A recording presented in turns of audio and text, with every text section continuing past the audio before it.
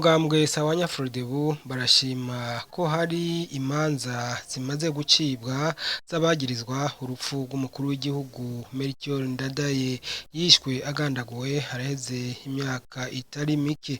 Mu kiganiro n'abamenyesha makuru Pierre Claver Nahimana umukuru w'uyo mugambwe asaba ariko ko izo manza zokurikirwa n'indishi y'akababaro nkuko vyama bigenda mu manza zitandukanye.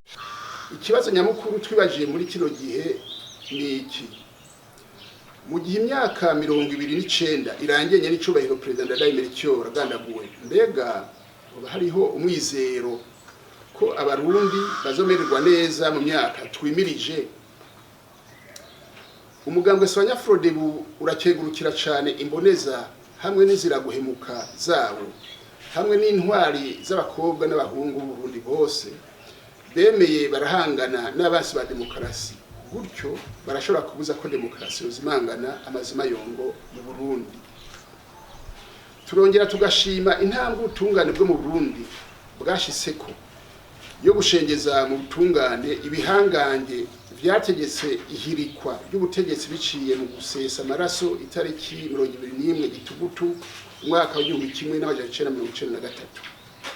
Dusaba leta y'u Burundi hamwe n'ubutungane ko bokora ibishoboka byose bakanyarutsa ibyo bikorwa bakabirangiza, harimo no gukurikirana abari muri uwo mugambi mubi iyo bari hose barenguswe imbere y'ubutungane.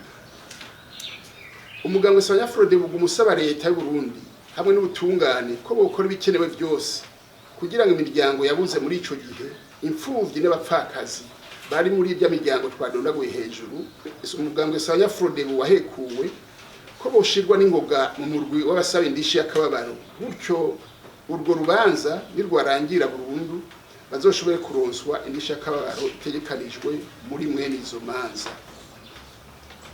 Ihirikwa ry'ubutegetsi bitorewe n'abanyagihugu mu mwaka w'1993 ryakwegeye igihugu mu magorwa mabi mu vyerekeye mubano n'ubutunzi, gushika uno munsi bikidukurikirana. Icibonekeza muri kino gihe nuko abanyagihugu nka bose bafise ingorane zidasanzwe mu vyerekeye kuronsa amashure meza abana babo, kuronswa abaganga n'imiti ngirakamaro iyo barwaye, kuronka ibifungurwa bikwiye kandi ngirakamaro, aho usanga abanyagihugu benshi bari mu kigoyi, hamwe rero n'ubushomeri bukabije cane cane mu bakiri bato, haba mu bisagara canke mu gihugu hagati. Ayo maruwa yose atera ubuzima bubi ku banyagihugu. Ayo maruwa yose atera ubuzima bubi ku banyagihugu niyo ahanini atuma abakiri bato batari bake bihebura, bagaja bafata ingingo yo kugenda mu mahanga kurondera ubuhungiro aho bashobora kuronka ingene bo kwingunganya ngo nabo barondere kazoza keza kabo. Ikindi kibonekeza muri kino gihe nuko ingorane zikomeye z'umubano na politiki zakurikiye ihirikwa ry'ubutegetsi mu 1993 zavyaye mu gihugu ingendo mbi mu vyerekeye intwaro bereye, yatumye n'abategetsi hamwe n'abanyagihugu bamenyera kudakurikiza amategeko.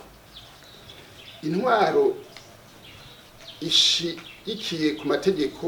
ishingiye ku mategeko yaratitutse bidasanzwe. Imigenzo yo kudahana ivyaha byakozwe n'abanyagihugu bamwe bamwe bitwa ngo nibihangange bidakorwako, igiturire no gusesagura amatungo y'igihugu vyabaye nk'ivyatsi ndaro mu gihugu kandi birakomera, vyahindutse intambamizi zikomeye mu vyerekeye gutsimbataza demokarasi hamwe n'iterambere mu Burundi. Turabona kandi ibindi bibabaje, aho usanga impunzi z'abarundi bahungiye hanze hamwe n'abataye ingo zabo bagahungira hagati mu gihugu batari bake, batarashobora gutaha mu gihugu cabo canke ngo basubire mu ngo zabo. Abo barundi bari muri izo ngorane ntitwokwemeza na gato ko batekaniwe, ko kazoza kabo kameze neza nk'uko babyifuza. Icuka kibi n'imidugararo byadutse mu mwaka w'2015 byaje byongereza izo ngorane. Wa mugambi mwiza wo kurwanisha abarundi uca nawo uronka ibibazo. Inagurwa ry'imibano hamwe n'ubutunzi bw'igihugu n'abanyagihugu bimwe nk'uko tubyifuza twese vyatevye kuboneka. Gusubiramo ingene isi y'u Burundi n'amatongo vyotunganywa gushasha, kunagura ibikoresho byo kugwiza umwimbu mu bisata vyose, kunagura igisata c'uburimyi kugira ngo kireke kuba gusa ico kurondera ibiribwa byo ku munsi mu miryango, gitera intambwe ikomeye yo kuba igisata gishimikiye ku budandaji buzanira amafaranga menshi abanyagihugu. Ivyo navyo bikaba byari mu migambi ya n'icubahiro ndadaye Melchior, biracari kure cane.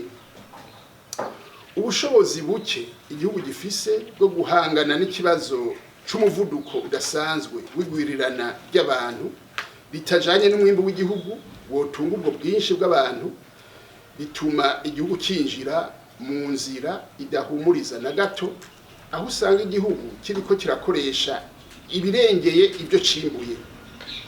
Ni naho haca hibonekeza ibimenyetso ntaharirizwa kandi bidahumuriza na gato, nk'ibura canke kuzimba bikomeye y'ivyankenerwa vya mbere ku buzima bw'igihugu n'abanyagihugu bose: ibifungurwa, ifumbire, imiti, igitoro, ibikoresho byo kubaka nk'isima, ibikoresho byo mu mashure n'ibindi.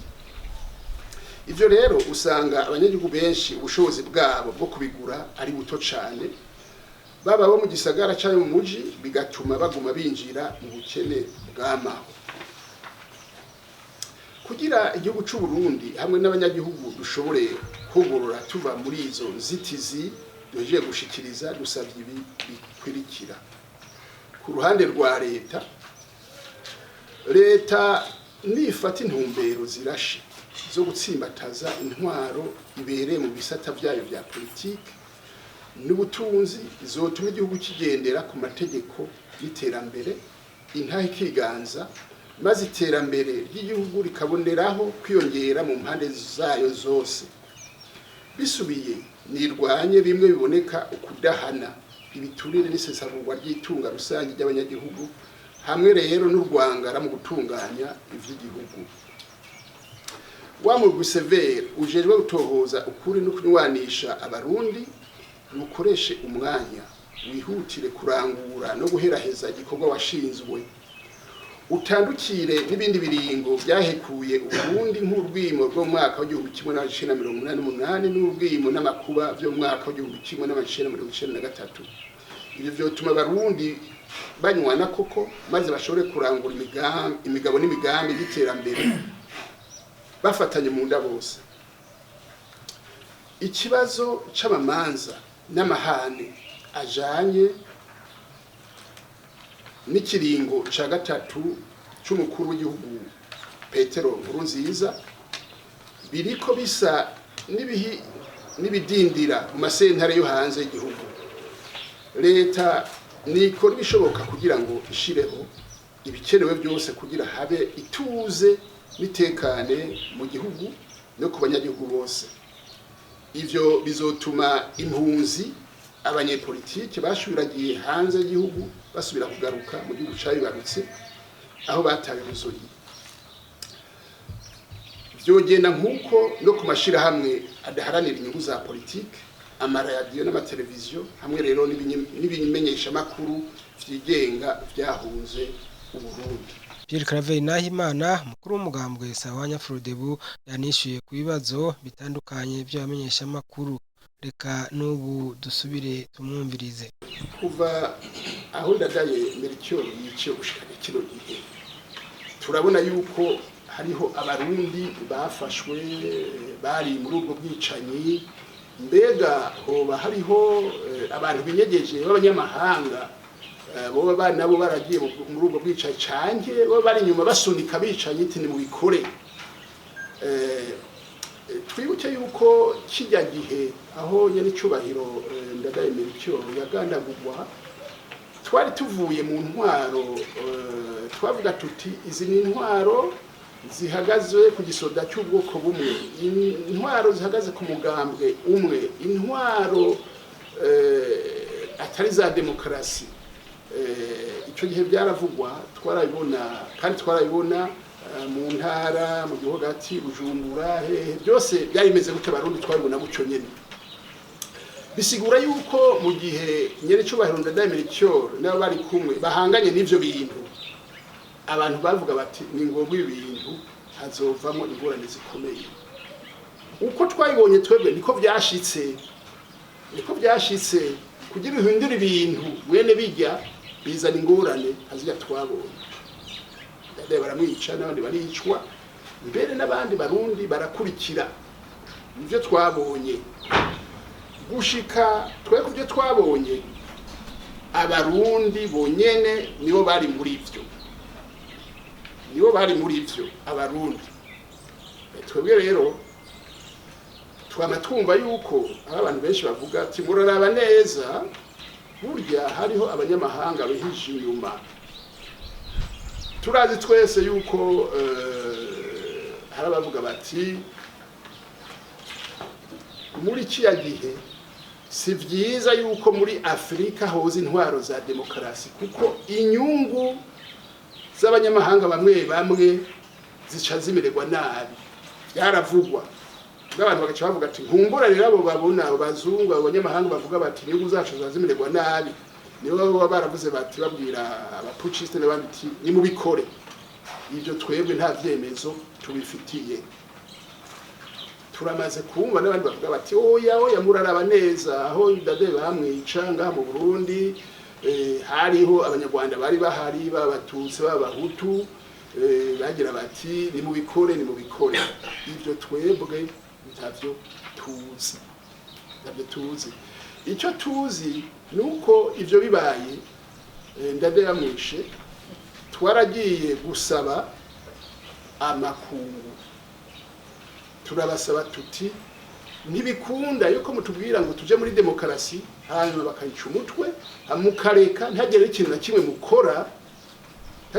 mukora kugira muhagarike ibyo bintu twarasabye tubaze ntabigeze baza ivyo twarabibonye kutaza gutabara ivyo twarabibonye ivyo turabizi rero nivyo twovuga rero kuvuga ngo harabari nyuma ngo bagire gute ivyo twebwe ivyo ntabyo tuzi ntabyo twoshingira intahe